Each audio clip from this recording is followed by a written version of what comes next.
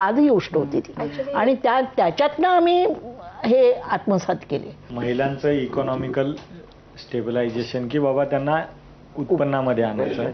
तर मागच्या काही काळामध्ये सत्ताधारी असतील किंवा विरोधक असतील तर बेनिफिशरी स्कीममध्ये महिलांच्या अकाउंटमध्ये थेट पैसे टाकणं, म्हणजे महाराष्ट्रामध्ये लाडकी बहीण असेल किंवा बिहारमध्ये 10,000 टाकले महिलांच्या अकाउंटमध्ये, हे जास्त पुढं लॉंग टर्ममध्ये महिलांच्या हातात पैसे देणं हे जास्त पुढं लॉंग टर्ममध्ये आहे का महिलांना अपॉर्च्युनिटी देणं बिझनेसमध्ये असेल किंवा नोकऱ्यांमध्ये असेल किंवा सरकारी नोकऱ्यांमध्ये? कोणाच्याही हातात फुकट पैसे येणं ही चुकीचीच गोष्ट आहे.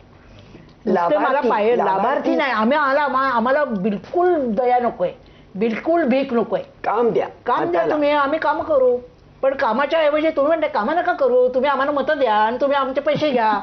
मग हे समाजाला कुठे नेणार आहे तुम्ही बघा.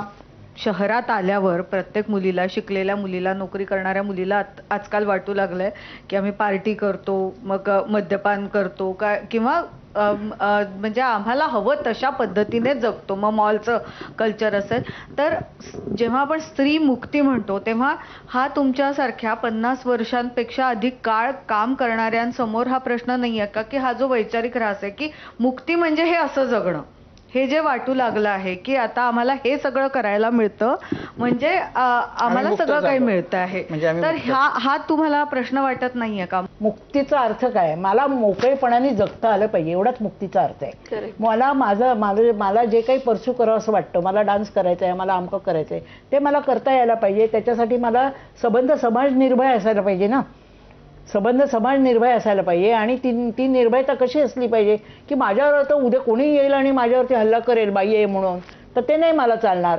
म्हणजे मुक्ती हा शब्द जो मोकाट सुटलेल्या वासरांसारखं नाही वागायचं आहे.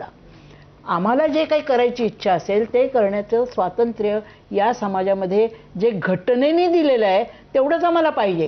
घटनेने दिलेलं सुद्धा जर तुम्ही आम्हाला देणार नसलात तर आम्हाला संघर्ष करावा लागेल. पण तुमच्या सगळ्या भूमिक म्हणजे तुम्ही जे मांडू पाहताय त्याचा जेव्हा विपर्यास करून लोक वागतात तेव्हा तुम्ही त्याच्या